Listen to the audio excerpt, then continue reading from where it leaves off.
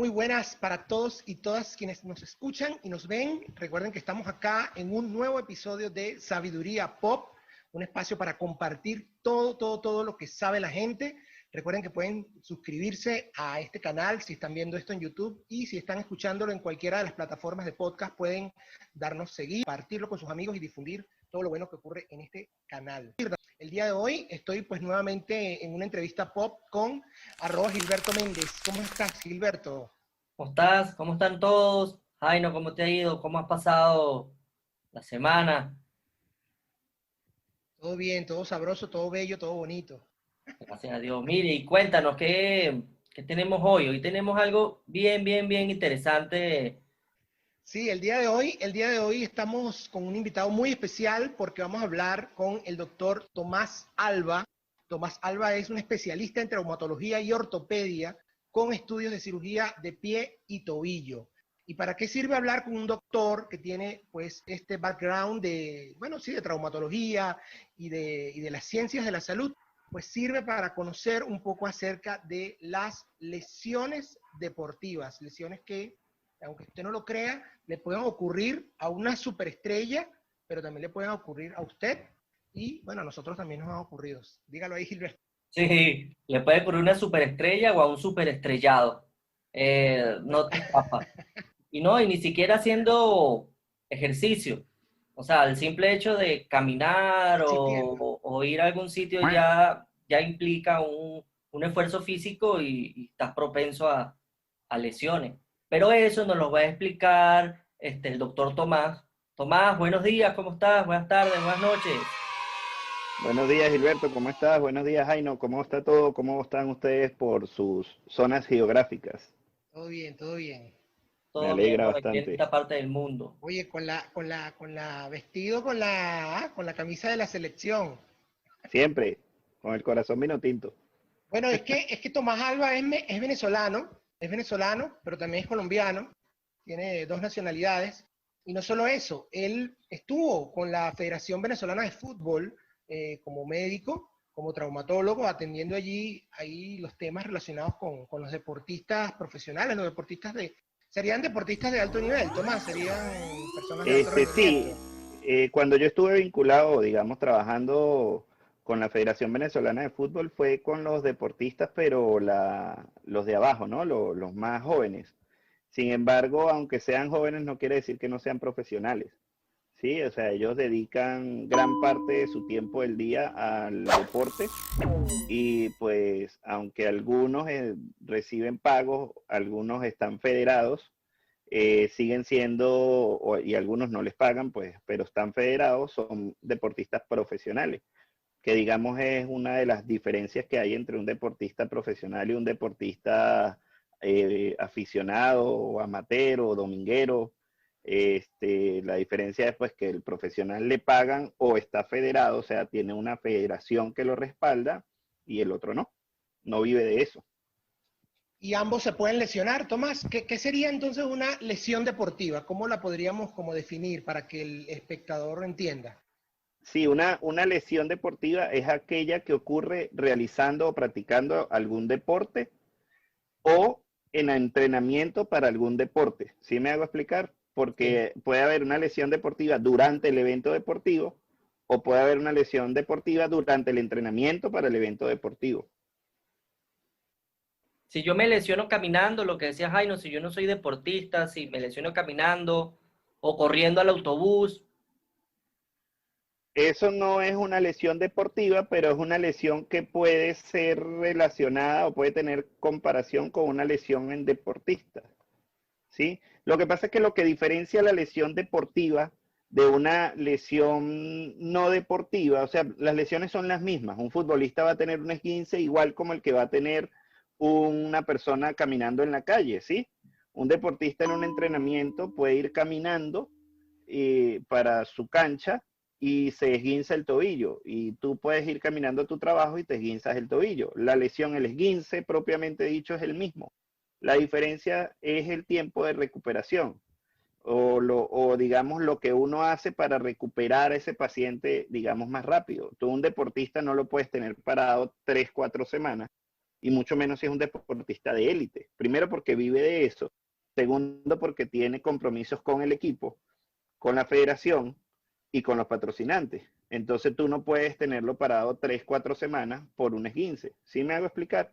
En Sí. cambio, si tú trabajas en oficina, a ti pues te dan tu reposo o incapacidad, como se llama acá en Colombia, por el tiempo que amerites para tu recuperación y no hay mayor problema, ¿sí? Pues lógicamente siempre los patronos tratan de que esa recuperación sea lo más pronta posible porque necesitan a su empleado en su puesto de trabajo, pero no se hace con la misma intensidad con la que se hace con un deportista. Entonces eso es lo que diferencia básicamente una lesión deportiva en un deportista a una lesión deportiva en alguien no deportista. Ok. Y cuando alguien entonces, cuando alguien se esguinza o se fractura o que lo hace de forma casual, que lo hace de forma dominguera, como dijiste, porque un día a la semana corre o corre todos los días.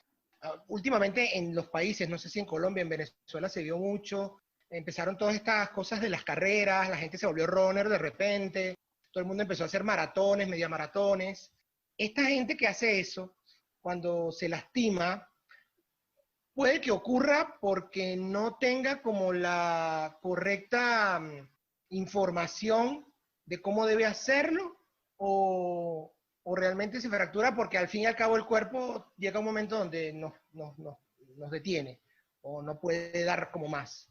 Ahorita a nivel mundial, no solo en Colombia, sino también en España, en Venezuela, en Panamá, se está viendo un fenómeno muy importante que es que el deportista ocasional, ¿ok? El deportista dominguero, el deportista aficionado, Okay. se está volviendo un deportista casi profesional en el sentido de los niveles de entrenamiento que está teniendo, ¿sí? Yo tengo pacientes que son médicos, se dedican a la medicina, de eso viven, pero sus niveles de entrenamiento prácticamente son los mismos que un deportista, un corredor, un maratonista profesional, ¿sí? Te corren 10 kilómetros al día y te hacen 30 kilómetros un fin de semana y se meten en maratones en todo el mundo, en la maratón de Nueva York, en la maratón de Cúcuta, en la maratón de Bogotá,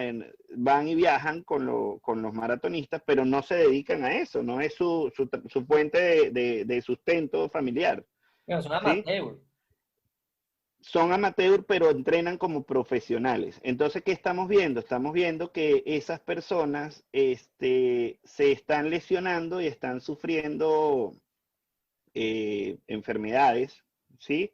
Relacionadas al deporte, sin que tengan un sustento, digamos, o un equipo médico deportivo detrás de ellos. Y eso ha sido el auge, digamos, de todo el tema de la medicina deportiva, de la traumatología deportiva en todos los países del mundo en los últimos años, que esas personas están desamparadas legalmente. Hay una legislación que no las cubre porque realmente no son deportistas.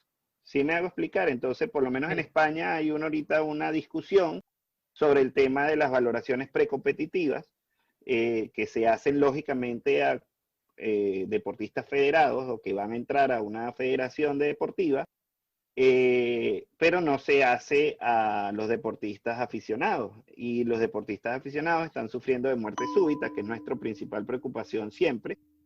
Y eso no queda registrado, nadie los valora, nadie hace los chequeos precompetitivos que pueden prevenir o pueden, digamos, no prevenir, pueden Alertar. diagnosticarte, exacto, darte una alerta sobre si el paciente tiene riesgo de muerte súbita, ¿sí? Entonces, en España ya se ha adelantado mucho esa legislación, en Italia tienen la mejor legislación al respecto, allá todo el mundo que hace deporte desde que nace hasta que muere debe tener valoraciones precompetitivas, ¿sí? Entonces, en todos los niveles del deporte, y es obligatorio hacer un electrocardiograma, y es obligatorio una valoración médica precompetitiva, e ir escalonando los métodos diagnósticos a medida de los hallazgos que se consiguen en las valoraciones. Entonces, pues eso, digamos, ha En Italia ha disminuido mucho la muerte súbita en el deporte. En España también la legislación ha venido avanzando en ese punto y pues falta que en Latinoamérica nos pongamos las pilas con eso porque el deportista aficionado se está volviendo un deportista profesional sin paga, entonces a nivel de entrenamiento. Y eso ha llevado a las mismas enfermedades y lesiones que tiene cualquier deportista profesional. Todos estos aficionados tendrían que, independientemente de donde estén, chequearse previamente, Sí. ¿no? Con un especialista, un médico general o con un médico traumatólogo. No, dependiendo del país, ¿ok? En Venezuela no existe la especialidad de medicina deportiva o lo que en Colombia se llama deportólogo y en otras partes del mundo. En Venezuela eso no existe, entonces en teoría debería ir con un traumatólogo especializado en medicina deportiva, ¿sí? ¿Por qué? Porque eso requiere unos chequeos específicos. Hay un test que se hace, que no es tan complejo ni tan amplio. De hecho, uno se lo envía al paciente previamente para que lo llene, donde tiene antecedentes familiares, antecedentes personales, que te da un puntaje de, digamos, pronóstico sobre el riesgo de muerte súbita en el deporte, ¿sí? Después de eso se hace una valoración médica.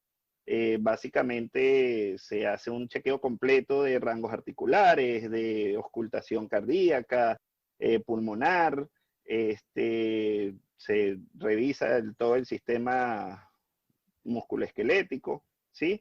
Se hace un electrocardiograma que tiene unos parámetros que son normales, o sea, me explico, son anormales en algunas personas, pero son normales en deportistas de alto rendimiento.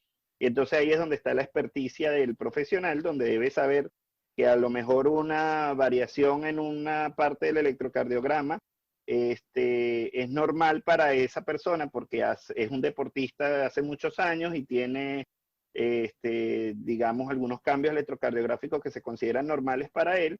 Pero si es una persona que va a iniciar el deporte y tiene ese cambio electrocardiográfico y nunca ha hecho deporte, eso debe ser valorado entonces por un cardiólogo. Sí, entonces ahí es donde uno hace el tamizaje de Claro. dividir el que está con un electropatológico, pero es sano, y con un electropatológico que no es sano y debe avanzar en el estudio para evitar la muerte súbita. ¿Sí? Entonces, ¿con quién ir? Pues con el traumatólogo que esté especializado en medicina deportiva en Venezuela, en Colombia con un médico deportólogo o con un equipo de medicina deportiva, ¿sí? Porque eso no es un trabajo de una sola persona, eso es un trabajo multidisciplinario que incluye el ortopedista traumatólogo, que incluye el médico deportólogo, que incluye el cardiólogo, que incluye el fisioterapeuta, que incluye el preparador físico, ¿sí? Entonces se hace todo un equipo que va a determinar si esa persona realmente puede realizar el deporte, y no solo realizar el deporte, sino el deporte que quiere realizar, ¿sí? Sí. Porque hay características antropométricas de cada persona para que lo hacen aptos para practicar algún deporte y otros no, ¿sí? Hay deportes que tienen bueno, todos los deportes implican movimiento, ¿no? Bueno, en principio la mayoría, porque el ajedrez es un Exacto, deporte. exacto. O sea, o sea, yo no pudiera ser jockey, Gilberto sí. Gilberto tiene la complexión, la estructura ósea, el tamaño. No vale, ¿qué pasa? Yo soy tamaño estándar. Tamaño Tamaño estándar. estándar. Depende del país también. Depende del país el tamaño. Depende del país, exacto. Yo no he visto un Mira, jockey de pero 1,72. Bueno, sí, lo que pasa es que eso afecta en la se no carrera. llega a la meta. No, Pesa mira, una demasiado. pregunta. ¿Cuál es Dime, Gil. la lesión más común, la más frecuente o en los deportistas, o la lesión más común tiene que ver con la especialidad de deporte? Es decir, si yo me dedico al fútbol, la lesión más común es, no sé, fractura de tobillo. Si me dedico a correr, la lesión más común es fractura de talón. No sé, estoy inventando. Sí, no, está súper claro lo que me estás preguntando. Lo que pasa es que hay dos preguntas, o digamos hay una pregunta trampa, ¿no? Este, es dependiendo. Si tú clasificas a nivel general en el deporte, sí, en todos los deportes, la lesión más común es la lesión muscular. Una distensión muscular, una contractura muscular, un desgarro muscular es la lesión más común. O sea, lo más frecuente es una lesión del músculo, sea cual sea su lesión, pero es una lesión muscular, ¿sí? Ahora, la lesión más frecuente a nivel, digamos, global es el esguince de tobillo, ¿sí? ¿Por qué? Porque la mayoría de deportes se practican parados corriendo, ¿sí? O sea, el 90% de los deportes. Tú no conoces deporte que sea parado de manos. La mayoría de los deportes son parados de pie, ¿sí? Entonces, lo más frecuente es un esguince de tobillo. Ahora, si nos vamos por deporte, cada deporte tiene sus lesiones más frecuentes, ¿sí? En el fútbol, lógicamente, las lesiones más frecuentes son de miembros inferiores, ¿sí? Los esguinces, bueno, en primer lugar siempre las lesiones musculares y después de eso los esguinces de tobillo, las lesiones de rodilla, de ligamento cruzado, de colaterales, pubalgias, ¿sí? Más o menos el orden que te he dicho. Pero, por ejemplo, si nos vamos al arquero, el arquero sufre mucho de lesiones en los hombros por su juego de manos, ¿sí? Abajo, pues, claro. Si nos vamos al béisbol, dependiendo la posición que juegues en el deporte, el pitcher sufre mucho del manguito rotador, lesiones del húmero, epicondilitis, lesiones del colateral medial del codo, ¿sí? Por el gesto deportivo que realiza al lanzar la pelota. Que En además es un cambio, gesto, que además, para las personas del sur que no ven béisbol, el béisbol es uno de los pocos deportes que se juega con las manos, más que sí, usas más las manos hasta que el mismo baloncesto, porque el baloncesto yo creo que sí tiene, bueno, ya me corregirás tú, Tomás, el baloncesto yo creo que sí tiene movimientos más naturales para el cuerpo humano, y en cambio el béisbol, o sea, el efecto de lanzar la pelota es un efecto antinatural del cuerpo humano, sobre todo para el lanzador. Los lanzadores, hay dos cirugías que son, bueno, ya tú lo dijiste, la del codo y la del manguito rotador, que no sé si la del manguito rotador es la que llaman tomillón, no, tomillón es la del codo, la del codo. sí, señor. Ok. Sí, sí, Sí, bueno, el gesto deportivo en el béisbol, sobre todo en el pitcher, mucha gente cree que solamente usan el brazo cuando realmente ellos lanzan con el cuerpo entero, ¿ok? exacto. Eso es un lanzamiento, pues, de todo el cuerpo para poder impulsar la pelota a 90, 95, 99 millas. Entonces, no solo puede generar una lesión a nivel de lo que es el manguito rotador o el codo, sino te puede dar lumbalgias o te puede dar dolores en los rectos abdominales, ¿sí? O sea, lesiones musculares. Como les digo, la lesión muscular es lo más frecuente. En el tenis tenemos muchas lesiones a nivel del abdomen, sobre todo con el gesto cuando van a sacar el saque, ¿ok? La elongación que producen a nivel de los rectos abdominales y los oblicuos pueden producir desgarros en el lado contralateral del que sacan, porque ellos elongan mucho ese músculo para hacer, digamos, el látigo del saque, ¿sí? Claro, En el baloncesto, que lo nombraste, tenemos muchas lesiones pues, de esguince, lo mismo, ¿sí? Pero tienen características de tener rodillas de saltador, que son dolores en la rótula y en la cara anterior de la rótula y en el ligamento de la rótula y en la cara anterior de la tibia,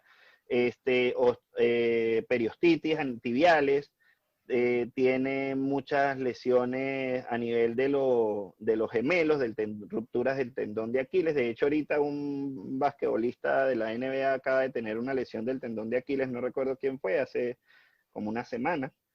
Pues sí, eso es lo más frecuente en deportistas, ¿no? Y pues ya depende del deporte. En el handball, el balonmano, tienden a tener lesiones también de hombros, de rectos anteriores, lumbares, miembros inferiores, sobre todo a nivel de los vastos mediales.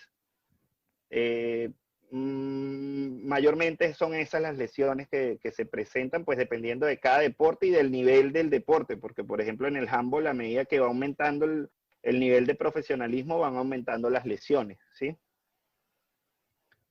Estas lesiones cuando ocurren, Tomás, es decir, el Sí, cuerpo humano está preparado para asumirlas, porque me imagino que algunas áreas del cuerpo buscan regenerarse, pero llega un momento donde ya no solo la intervención médica a través de y prótesis o implantes o tornillos o estas cosas que muchas veces se utilizarán, me imagino que en las intervenciones de cirugía, el cuerpo humano llega a un momento donde ya no puede responder más si hay lesiones que son repetitivas o ya la tecnología actual médica está a punto de que puede ayudar a una persona a no volver a sentir dolor. bueno, lo que pasa es que allí hay dos conceptos, digamos, entrecruzados, ¿no? El cuerpo humano siempre va a buscar repararse, ¿sí? Nosotros como médicos lo que tratamos es que el cuerpo humano cuando se vaya a reparar, se repare de la mejor forma, ¿sí? Okay. Entonces, ¿qué sucede? Cuando tú tienes un desgarro, por ejemplo, un desgarro muscular, el cuerpo va a crear una cicatriz sobre el sitio de desgarro, ¿ok? Y él está reparando la lesión y lógicamente se va a reparar. Ahora, que quede o no quede con dolor, pues dependerá de muchísimos factores, factores nutricionales, factores físicos, factores emocionales, factores familiares, factores deportivos, ¿sí? Entonces depende de muchísimos factores que eso quede o no quede con dolor. Depende mucho de cada persona de cada paciente, es muy individual, ¿sí? El hecho de que quede con dolor, pero el cuerpo siempre va a buscar reparar la lesión y nosotros lo que tratamos es que la lesión se repare de la mejor manera. Cuando tenemos una cicatriz en un músculo, ¿sí? Por una lesión de un desgarro, por ejemplo, lo que buscamos es que la cicatriz no sea tan rígida, ¿sí? Tan dura. ¿Por qué? Porque acuérdate que el músculo o el tendón es un elemento flexible, ¿sí? Él se mueve, él se elonga y se retrae. Y el hecho de nosotros eh, tener una cicatriz, hacemos que algo flexible sea duro, ¿sí? Deje de tener esa flexibilidad. Y al dejar de tener esa flexibilidad, promueve que el sitio donde no haya lesión, contiguo a la lesión, o sea, cerca de la lesión, se rompa más fácilmente porque está pegado a algo que no es flexible. No sé si me hago explicar. Sí. Si tú tienes una cuerda, ¿sí? Y la quieres romper, no puedes porque la cuerda es flexible, pero si tú le haces un nudo, ¿sí? Y la jalas, la rompes en el sitio del nudo porque le hiciste que esa rigidez se perdiera. Lo mismo sucede con un músculo. ¿Ok? Entonces lo que buscamos médicamente nosotros es que ese desgarro no se cicatrice de una forma o no haga una cicatriz tan rígida que nos lleve a producir nuevas lesiones más adelante. Entonces ahí es donde entra el ortopedista, donde entra la tecnología, donde entra el fisioterapeuta, el preparador físico y todo el equipo a trabajar para tratar, como les dije antes, de que la recuperación sea más pronta y que sea mejor. Y entonces estas personas, tanto, bueno, los deportistas de alto nivel, me imagino que tienen un riguroso sistema de entrenamiento y de prevención de estas lesiones, ¿no? Porque si no, no harían, sus cuerpos no harían esas cosas maravillosas que hacen. O sea, lo digo porque, por ejemplo, Usain Bolt, que es un corredor increíble. Yo me imagino que para llegar allí él tuvo que haber entrenado muchísimo, cuidarse, la dieta, cuidarse, muchísimas cosas para poder tener ese rendimiento, ¿no? Es lo que uno cree como espectador. Pero el joven aficionado, ¿qué puede hacer, además de chequearse previamente al momento de comenzar a hacer ejercicio? Por ejemplo, una cosa clave que muchas veces no vemos, el tema de los zapatos. Es cualquier zapato adecuado para caminar, para correr. Nos debemos dejar llevar por las marcas, o hay toda una ciencia detrás, una ciencia médica que nos puede ayudar a entender nuestra pisada y nuestra forma de caminar, por ejemplo, para luego entrar en movimiento, ¿no? Sea corriendo, saltando, trepando, entre otros. Sí, pues lógicamente ya ahorita hay una tecnología muy dedicada, o un grupo de tecnologías muy dedicadas a este tema. Ya sabemos a estas alturas que cada persona tiene un caminar distinto. De hecho, la misma persona, el gesto de caminar puede ser distinto en diferentes momentos del día o entre varios días. O sea, no todos caminamos iguales, ni nosotros mismos caminamos iguales todo el tiempo, ¿sí? Entonces, eso ha sido una ciencia que ha ido avanzando. Existen estudios de marcha, de pisada, baropodometría, videos tridimensionales, eh, que pueden determinar, pues, digamos, tratar de que la persona se ajuste a unos parámetros estándar, pero siempre respetando su propio gesto deportivo o su propio gesto al caminar, porque como estábamos hablando anteriormente, no es solamente el deportista, pues una persona puede tener dolor en los pies sin ser deportista, y eso también se evalúa, se valora y se le hace prácticamente los mismos estudios que a un deportista para ayudarlo a mantener una mejor marcha y vivir pues con el menor dolor posible. La idea pues de todos estos test y de todas estas pruebas, a nivel de lo que es la marcha, pues ayudar a que sea lo más cercano a lo natural posible, sin modificar a la que realiza el paciente o la persona normalmente. ¿Qué sucede con respecto al calzado? Si debemos llevarnos por marcas, sí. La respuesta es sí. Sí debemos dejarnos llevar por marcas. No las puedo decir lógicamente porque esto es un programa y pues no queremos hacer publicidad, pero hay dos marcas específicas que todo el mundo conoce, que son muy buenas y que dedican mucho dinero en el estudio de la marcha, de la pisada y de evitar lesiones deportivas, ¿sí? Hubo una doctora, cuando yo estuve haciendo mis pasantías en Madrid, hubo una doctora que presentó una tesis de la relación del calzado en el fútbol con las lesiones del ligamento cruzado anterior, ¿sí? Las lesiones de rodilla. Uno dirá, bueno, ¿qué tiene que ver el zapato con la rodilla? Pues muchísimo, ¿sí? Entonces esta doctora presentó en ese estudio las marcas de calzado que usaban esos deportistas que tuvieron y que no tuvieron lesiones, ¿sí? Y se vio una relación bastante representativa, cantidad de tacos con respecto a la lesión, la flexibilidad del calzado con respecto a la lesión y la marca del calzado con respecto a la lesión.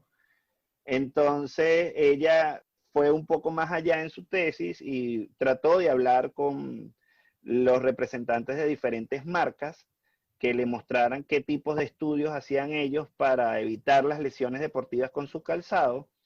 Y solamente esas dos marcas que te estoy diciendo fueron las que le entregaron estudios y le dijeron, mira, nosotros dedicamos tanto dinero de nuestro presupuesto para hacer estudios de calzado para evitar lesiones en los deportistas.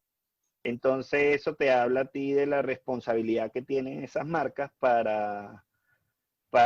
con el deportista, ¿no? Sí, Para evitar las lesiones de los deportistas. Entonces, el tema es importante, el tema es de exprimirlo, ¿sí? Es un tema que se puede trabajar y que se puede, hay que tenerle mucho conocimiento a nivel de calzado y de cada uno de los deportes para poder recomendar un calzado, ¿sí? No es el mismo zapato que vamos a usar para correr, el mismo zapato que vamos a usar para jugar tenis o para jugar fútbol o para jugar futbolito, como le decimos nosotros, o microfútbol, como le dicen en otras partes. Fútbol sala, también le dice. O fútbol sala también. No se usa el mismo calzado y de hecho ni siquiera en el mismo terreno. Si tú vas a jugar tenis cancha de arcilla no es lo mismo que si vas a jugar tenis en una cancha de grama, ¿sabes? Entonces, el tema del calzado es un tema delicado y un tema bastante amplio del manejo del deportista, ¿no? Es un tema y muy interesante, lógicamente. Tomás, hablando de los zapatos, yo he tenido la oportunidad de hacer, eh, practicar diferentes deportes de manera obviamente amateur o no profesional, pero sí un poquito más avanzado y se notan los diferentes usos de los zapatos. Por ejemplo, yo iba a usar zapatos para correr y me decían, bueno, tienes que comprarte un zapato especial porque hay que ver si tú eres pronador, supinador y no me acuerdo del otro. Eso era para correr. Si iba a, por lo menos a jugar, cuando es jugar tenis, lo notas, el calzado es diferente porque la plataforma te da como que más estabilidad en el pie. O sea, hay cosas que cuando tú comúnmente vas a comprar zapatos no lo notas y no sabes si te estás comprando unos zapatos de tenis o te estás comprando unos zapatos de correr o te estás comprando unos zapatos para jugar fútbol. Pero cuando estás practicando el deporte, sí.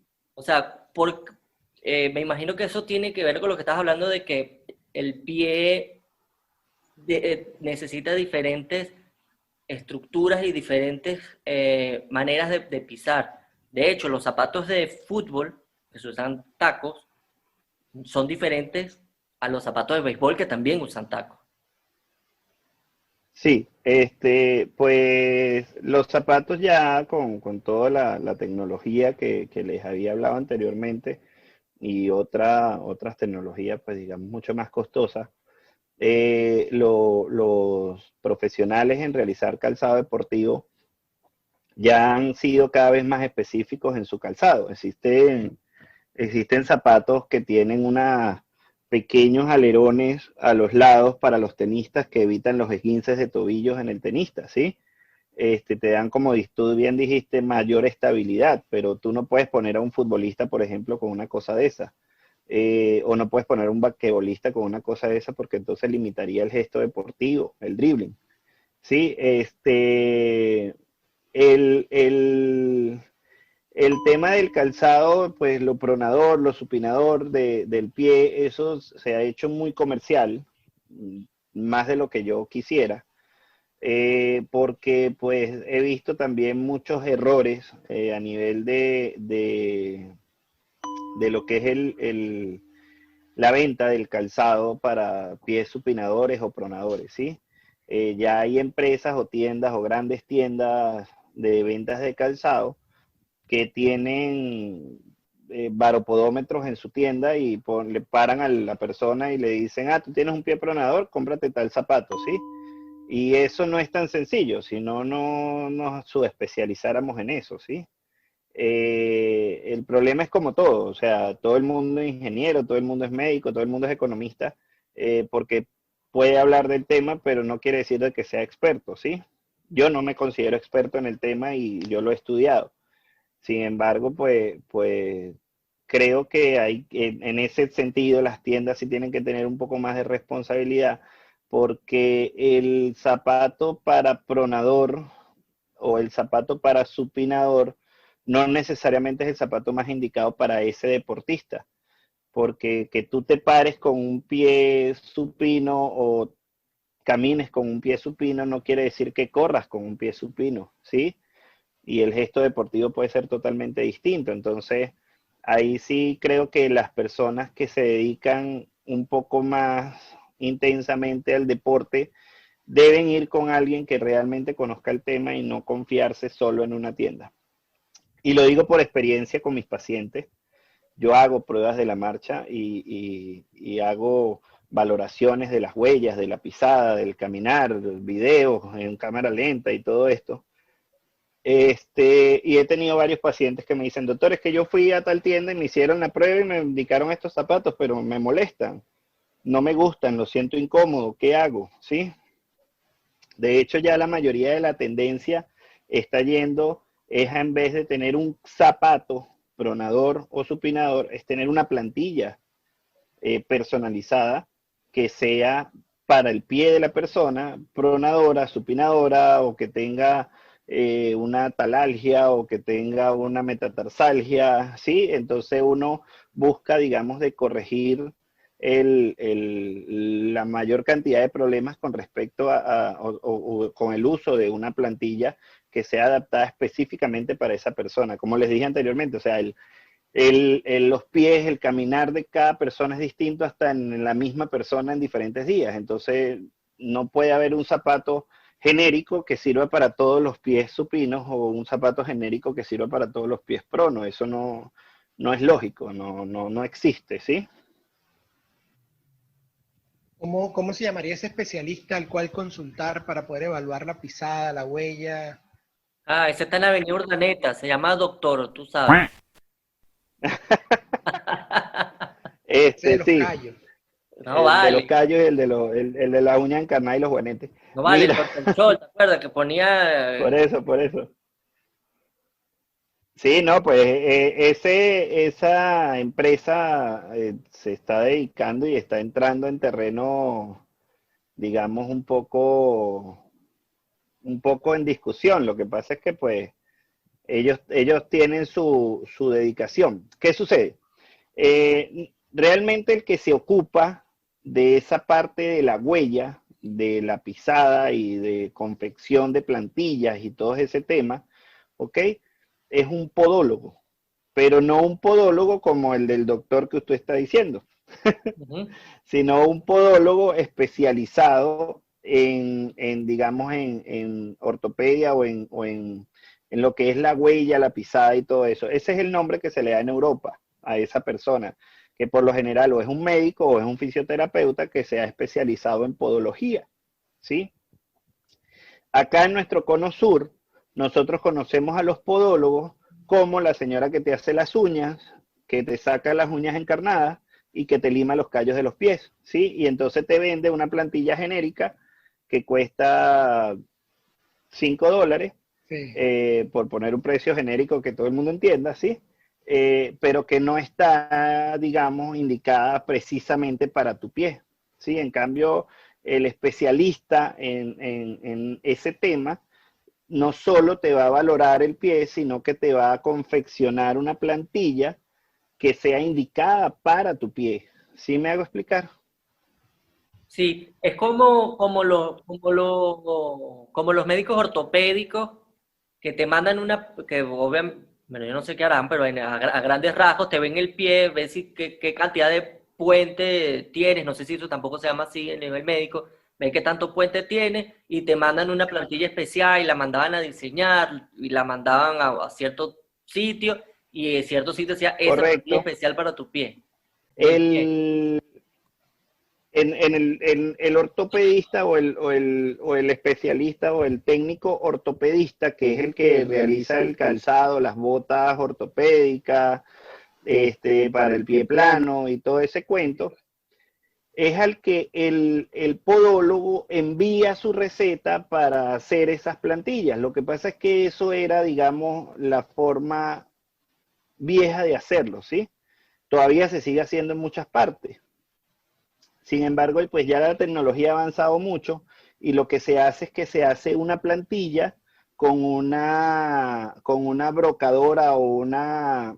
La gente cree que eso es una impresión 3D, pero no es, porque realmente lo que tienes es un molde y del molde sacas la plantilla, ¿sí? La, Corta. la, sí, la cortas, pero la cortas con un software milimétrico que Claro. te genera una plantilla completamente personalizada. Se hace un escaneo de la huella en 3 dimensiones, se hace una medición y se hacen las correcciones en computadora con programas especializados para eso, donde tú le subes 1 milímetro en un sitio y le bajas 2 milímetros en otro y de ahí pues la brocadora te saca una plantilla que está completamente personalizada.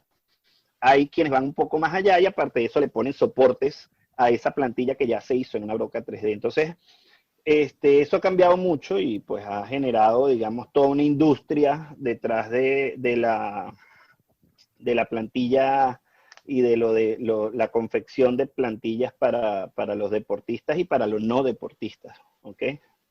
Una cosita también entonces con respecto a esto. Si no existe entonces el podólogo en los países donde estemos, deberíamos buscar un fisiatra con estudios en podología o en Ajá, ortopedia. a eso iba, a eso iba. Tenemos en algunos países existe el podólogo, en otros países existe el ortopedista que se ha especializado en cirugía de pie y tobillo y que hace la parte no quirúrgica también, o sea, porque no todo el cirujano de pie y tobillo también maneja la parte digamos, no quirúrgica, aunque sea muy buen cirujano, no necesariamente maneja ese tema de las cargas, de las pisadas, de la marcha. Entonces sería buscar un ortopedista que conozca del tema o un fisioterapeuta que maneje el tema de la huella y la pisada. ¿Qué sucede? Esto es un tema complejo porque últimamente hemos visto no solo en la medicina, sino en muchas especialidades médicas y en muchas carreras, que ya nos hemos especializado tanto que terminamos montándonos unos sobre otros y no sabemos a quién acudir, ¿sí? Tenemos un fisiatra, un fisioterapeuta que tiene grandes conocimientos en, digamos, podología o el pie. Yo trabajo mis plantillas con una empresa que es de un ingeniero biomédico y él hace las plantillas y tiene toda la tecnología para la plantilla, para la valoración de la marcha, de la carrera, en ciclas, en no sé qué. Y el tipo tiene toda una gran tecnología en su empresa, pero él no es médico. Entonces, ¿hasta qué punto él está haciendo algo médico y hasta qué punto yo estoy haciendo algo de ingeniería, ¿sí? Entonces, la idea siempre, como les dije anteriormente, pues hay que tratar de, digamos, ver que son equipos multidisciplinarios y que no es solamente una persona la que te va a resolver el problema. O sea, valoro a mi paciente, le veo los pies, le hago la podología, pero mando a hacer la plantilla con un ingeniero biomédico. Yo no la voy a hacer porque yo no la sé hacer. Yo le tomo todas las muestras, hago todas las recomendaciones médicas y el ingeniero biomédico es el que lo hace, ¿sí? Y la parte de la fisioterapia, pues las hace un fisioterapeuta, ¿sí? Entonces, termina uno, yo creo que la mejor forma es ir con alguien que te asegure que maneja un equipo multidisciplinario que te pueda responder si no solo es un solo problema, ¿sí? Porque tenemos el paciente o la persona, el deportista que va simplemente porque necesita un calzado adecuado, pero tenemos la persona también que va con un dolor en el pie y que no necesariamente es el calzado lo que le está molestando. Entonces tenemos que hacer un diagnóstico completo, ¿sí? Y ver por qué está sucediendo lo que está sucediendo. Entonces yo creo que es un trabajo en equipo. Sí, y ahora que tocas el mundo del calzado, o sea, el mundo del calzado también es otro mundo aparte, porque no es nada más el calzado deportivo. Es que uno a veces tiene que, tú mismo, como médico, tienes que desarrollar mucha actividad de pie y obviamente te puedes comprar un zapato deportivo, pero también, hay días que no tienes zapato deportivo o hay, por ejemplo, la gente que trabaja en protocolo. Esos protocolos siempre tienen que ir en traje, los hombres y las mujeres en esos vestidos talleres. Tienen que estar de pie, tienen que estar de pie con unos tacones, tienen que estar de pie con unos zapatos de lo que llamamos en Venezuela zapatos de suela o zapatos de vestir, aunque todos visten. Y esos no están adaptados con esa tecnología que están en el deporte. Y ahí me imagino que es otro mundo que también viene lesiones de pies, ¿no? Sí, sí, hay muchísima relación y de hecho, pues el tema del tipo de calzado que se usa es un tema delicado en la consulta porque yo tengo pacientes que me dicen, doctor, pero es que yo no puedo, o sea, ellos tienen indicado usar, por ejemplo, tienen una inestabilidad en el tobillo y la indicación es usar un botín, ¿sí? Un botín deportivo que le sujete el tobillo para, digamos, mejorar la sintomatología. Me dicen, doctor, pero es que yo trabajo todo el día en tacones, yo trabajo en un banco, yo no puedo usar un botín, ¿sí? Entonces, eso siempre es un tema delicado en la consulta porque hay que educar al paciente en cuándo usar el calzado. ¿Qué sucede? por ejemplo, el mismo caso, una mujer que trabaja en tacones dentro de su oficina en el banco, no necesariamente está todo el día de pie, ¿sí? Es una oficinista, trabaja sentada, puede trabajar con tacones, se para muy poco para ir a una reunión o a llevar un papel o algo por el estilo, y probablemente digamos, ese diario del uso de su pie no sea lo que le esté produciendo el dolor, sino es que se va a pie hasta su casa. Y ahí es donde está el problema, ¿sí? Entonces, usa la bota cuando salgas del trabajo, te quitas el tacón y te vas en botín deportivo. Así lleves una falda o lleves un vestido, ¿sí? Yo no conozco Nueva York, pero las personas que han ido a Nueva York y los libros de texto nos comentan que las mujeres en Nueva York solucionaron ese problema con eso. O sea, simplemente cargan sus tacones en la cartera y en la calle andan en zapatos deportivos y no les importa, ¿sí? Lo ves mucho. Entonces es como cambiar. ¿Ah? Que es verdad que uno va y los ves caminando así, porque bueno, Nueva York es una ciudad que no te permite tanto andar en vehículo como estamos acostumbrados a veces en Sudamérica, y es mucho más fácil ir a pie o ir, bueno, usar esos métodos, y sí se ve muchísimo, muchísimo. Gente así como vestida como secretaria o hombres en traje y corbata con zapatos de correr y los ves caminando por ahí, pues sí, es muy común. Exacto, porque es que ya ellos se adaptaron y se dieron cuenta pues que no pasa nada. Tú usas tus zapatos de vestir en la oficina porque es un protocolo de formalidad, pero en la calle tú no tienes por qué cumplir ese protocolo. Entonces, pues simplemente es, digamos, romper un poco esos paradigmas y poder, digamos, que las personas entiendan que si vas a caminar, así sea para ir a tu casa, estás caminando. Entonces usa un zapato de caminar. Si vas a estar en la oficina, pues cuando estés en la oficina, usa el zapato de oficina. ¿Por qué? Porque en la oficina no te paras mucho. Yo siempre le digo a mis pacientes o a las mamás de mis pacientes niños que los niños caminan más en la casa que en el colegio. Entonces a mí me da risa porque los niños le mandan una bota escolar, lo que llaman la bota escolar o la bota ortopédica. Entonces todo el día lo deben usar. Entonces, claro, el niño se va para el colegio con su bota de ortopédica Cuando llega a la y casa, llega del colegio y se la quita en la casa y anda descalzo. Y resulta que en el colegio pasa todo el día sentado, nada más tiene 2 o un solo receso en el día, que es cuando medio corre con la bota, y el resto pasa 4 o 6 horas sentado en una aula de clase. Y cuando realmente camina es en la casa, entonces no le quites la bota cuando llegas a la casa. Manténle su calzado en la casa, ¿sí me explico? sí. Antes de darle paso a Jaino, y para seguir un poco con este tema del calzado, por mucho tiempo yo tuve que trabajar, bueno, todavía a veces lo hago, en traje y con esos zapatos que se llaman de suela. Y a mí obviamente me dolían mucho los pies porque caminaba mucho o tenía que estar mucho tiempo de pie, yendo y viniendo. Pero descubrí que hay unas nuevas marcas que están sacando zapatos Son con deportivos, suela de pero goma, parecen de vestir. con suela de goma, que son zapatos de vestir, y tiene la suela de goma, puedes caminar, puedes irte a tu casa o al trabajo caminando a pie, porque sencillamente tiene todos los soportes y todas las plantillas que están como que agregando esa tecnología que viene del deporte al zapato de vestir.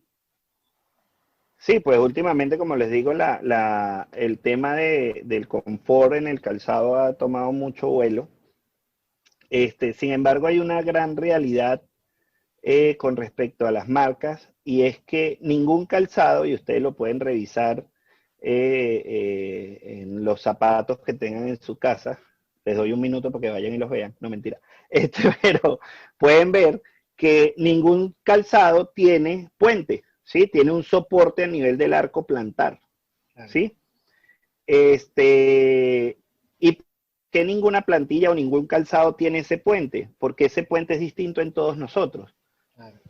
Algunos lo tienen más amplio, otros lo tienen más pequeño, unos lo tienen más aplastado, otros más alto. ¿Sí? ¿Y qué sucede? Si tú le pones un puente genérico, entonces vas a perder 60% del mercado, porque al que ese puente le moleste no te va a comprar el zapato, entonces prefieren no ponerlo. ¿Sí me explico? No Ujú. Entonces, venderías en ¿cómo se masa. soluciona eso? ¿Ah? No venderías en masa, no podrías vender en masa No con el podrías zapato. vender en masa, exactamente, sino solo al que se le ajuste el zapato en el puente. Entonces, ¿cómo se soluciona eso? Pues usa el calzado que tú quieras, pero cámbiale la plantilla. Con la plantilla. Pues, ¿Sí me explico? Sí. Entonces, eh, el tema es que el pie no es igual en todos y los calzados sí son genéricos. Entonces, cuando una mujer va a una fiesta, ¿sí? Porque eso lo hacen más las mujeres que los hombres, por eso el ejemplo, este, va y se manda a hacer un vestido para la fiesta, ¿sí? ok. Muy pocas veces, o bueno, depende el alcance que tenga monetario, ¿no?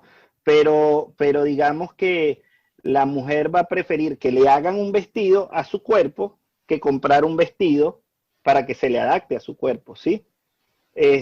O la mujer cuando se casa prefiere usar un vestido que se lo hagan para ella y no usar un vestido genérico o el genérico que se lo entallen a ella, ¿sí? Entonces, si hacemos eso con la ropa, ¿por qué tenemos que hacer eso con los zapatos? ¿Sí? ¿Por qué no lo hacemos también con el calzado? Entonces, el tema es si personalizamos el fondo de escritorio de nuestro celular, ¿por qué no personalizamos el calzado? ¿Sí? Entonces, ese digamos es como el mensaje que yo siempre le doy a mis pacientes. Nosotros no tenemos los pies iguales, no podemos pretender que las cosas genéricas se nos adapten a todos. Entonces yo veo mucha gente que me llama a pedirme taloneras, ¿sí? Para el espolón calcáneo y resulta que las taloneras no resuelven nada, ¿sí? Las taloneras a lo mejor te pueden, si tienes un síndrome aquiliocalcáneo plantar, un Aquiles corto, al levantarte un poco, pues te relaja el Aquiles y te mejora un poco la sintomatología, pero es un gran mito de la medicina que el espolón calcáneo duele. O sea, el espolón calcáneo no es lo que duele en el pie, duelen miles de cosas más menos el espolón calcáneo. Sí, entonces es una serie de mitos que se han ido desarrollando con respecto a los pies, al calzado, a las plantillas. Y recuerde que estamos en un mundo pues que es netamente comercial y consumista y sin entrar en un tema político, pero es la realidad. Y que pues siempre hay que tener un buen criterio de qué es lo que voy a tomar de aquí que puede ser cierto y qué es lo que no, ¿sí? Y pues el tema de estos calzados pronadores o supinadores nos abrió las puertas a todos los que nos gusta este tema, porque la gente empezó a conocer el tema, porque tú hablabas antes de un pie prono, un pie supino y la gente no entendía nada. Pero ahora ya todo el mundo lo conoce, gracias a las grandes masas que empezaron a vender eso y nos están dando también entonces la oportunidad a nosotros a decir, ya va, tampoco es tan genérico, pero está bien que lo conozcas, ¿no? Sí, yo tenía un parcito de preguntas, bueno, reafirmando. Como lo que dijo Gilberto, que trabajó mucho tiempo usando traje y con calzado que llamamos de vestir, no sé si se llama así, pero bueno, es que así le decimos nosotros. Ahí la clave entonces es la plantilla, porque hay muchas personas que van a trabajar y van a seguir trabajando así. Él lo mencionó también, el protocolo, la gente que está, mucha gente que es staff, que tiene que estar de pie y está en un evento deportivo, un evento abierto. La seguridad, la gente que hace seguridad está todo el día o toda una noche o todo un concierto de pie, sino que tiene que también correr. Que a veces a la gente de la seguridad le ponen unas botas, estas que tienen puntas de hierro y estas Terrible. cosas, que además, yo porque hace años tuve una, no sé, una etapa de eso. Ahí la clave en todos esos casos es la plantilla, ¿verdad? Yo creo que sería como la respuesta. Pues digamos que no es lo único y no es que va a resolver todos los problemas. Ok, Lógicamente prevé una valoración y todo eso, pero sí, o sea, el tema es que si tenemos una profesión en la cual debemos mantenernos mucho tiempo de pie o más que caminar, ¿sí? Porque nos agotamos más estando de pies que caminando. entiendo. El tema de la plantilla es importante, pues sí te va a ayudar, digamos, a un confort a nivel del estar de pie, ¿sí? No hay que olvidar que también hay otras patologías que no son musculoesqueléticas que también afectan el pie, ¿ok? Hay enfermedades vasculares que nos pueden producir también fatiga en los pies, que nos pueden producir algo de disconfort en el momento de estar de pie.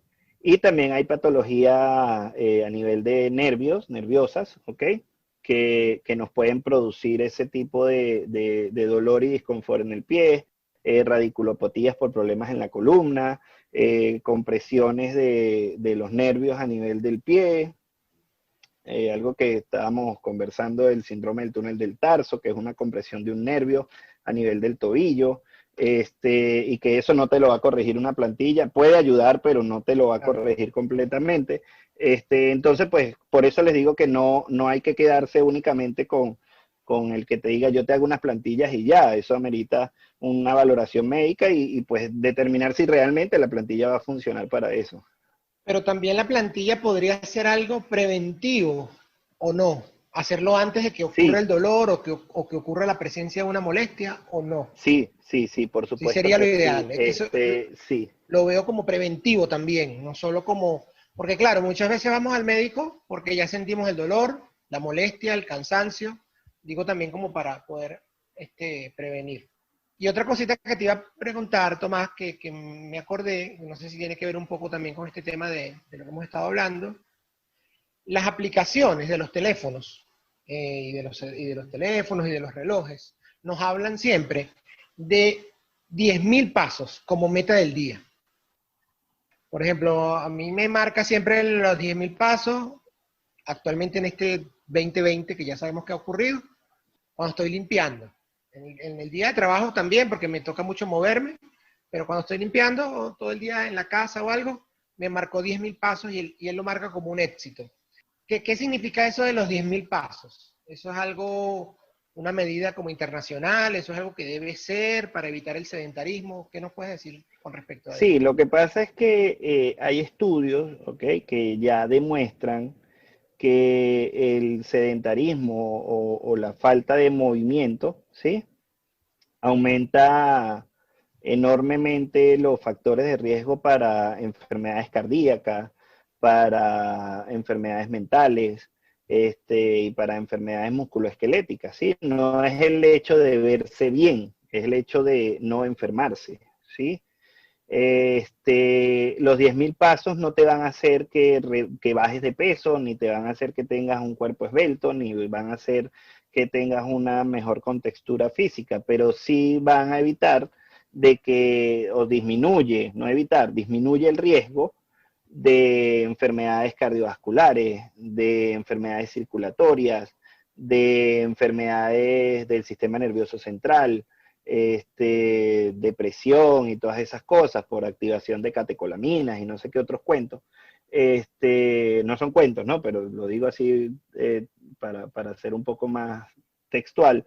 El hecho de los 10.000 pasos no es un invento del reloj, es simplemente tratar de estimularte para que te muevas y evitar el sedentarismo, que ya está completamente, digamos, demostrado que el caminar por lo menos 10.000 pasos al día te va a mejorar todo el sistema en general. O sea, eso te mejora rangos de movimiento, te mejora tono muscular, no quiere decir que te vas a volver físico-culturista, pero sí te da un tono muscular adecuado. Eso activa todo tu sistema del cuerpo, pues te mantiene activo y no evita pues el daño sistémico. Sí. Bueno, ya estamos culminando Estamos en esta camino a terminar. entrevista. Ya, esto es un tema, bueno, hay muchos temas porque va sacando, o sea, Tomás habla y tú le preguntas y le preguntas y le preguntas y le preguntas y aquí nos podamos quedar horas conversando sobre esto.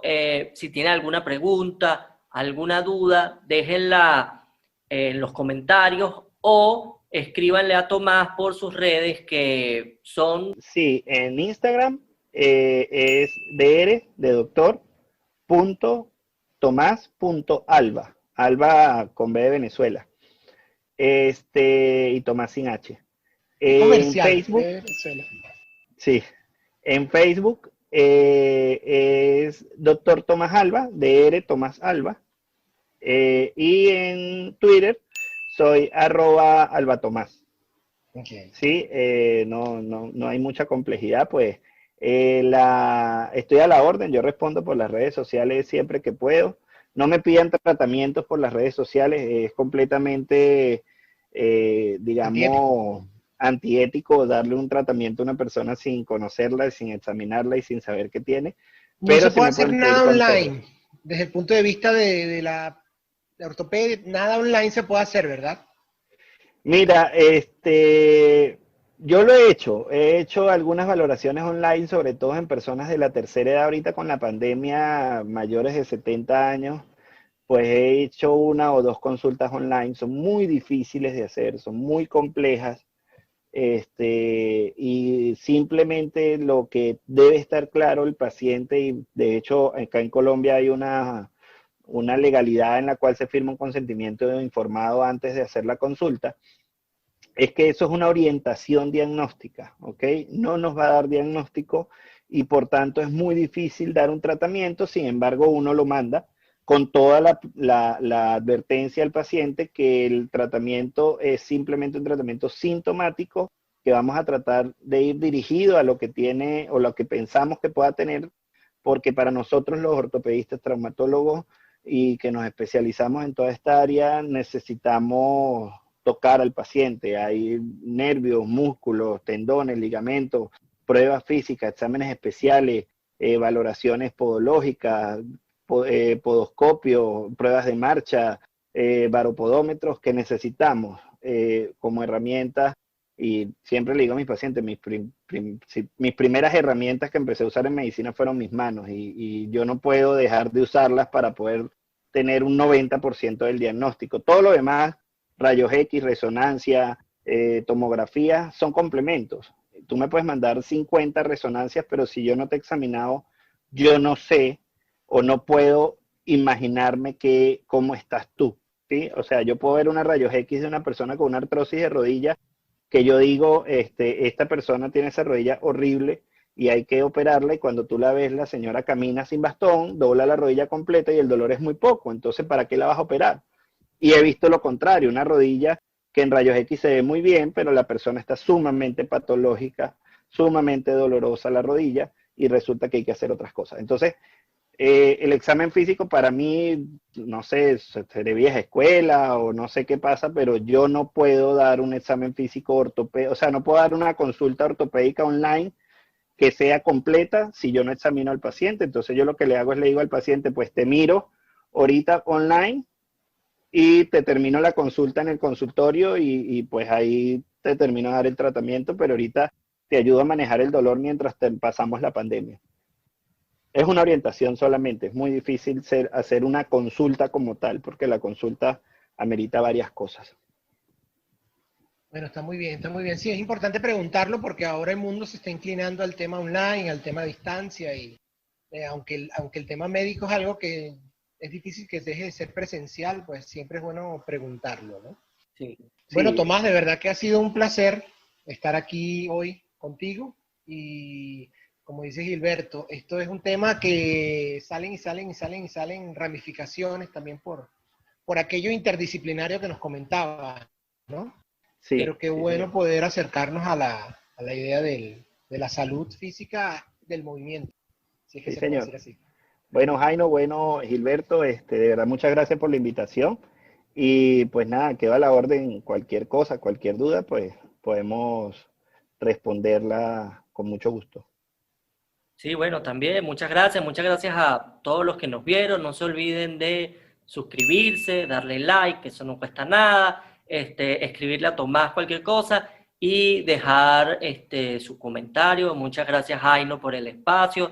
Muchas gracias a Tomás por su tiempo y su conocimiento, que bueno, que como médico todo el tiempo anda en ese constante aprendizaje. Y bueno, nos vemos en otro capítulo aquí de Sabiduría Pop, que siempre buscamos sorprenderlos con temas diferentes y atemporales. Muchas gracias. Chao, Ya muchachos. saben. Cuídense. Si se Luego. ponen a correr o a caminar, ya saben, ¿no? Hay que revisarse para que no les pase nada feo. Chao. Chaito, chicos, que estén muy bien. Gracias a Chao. todos.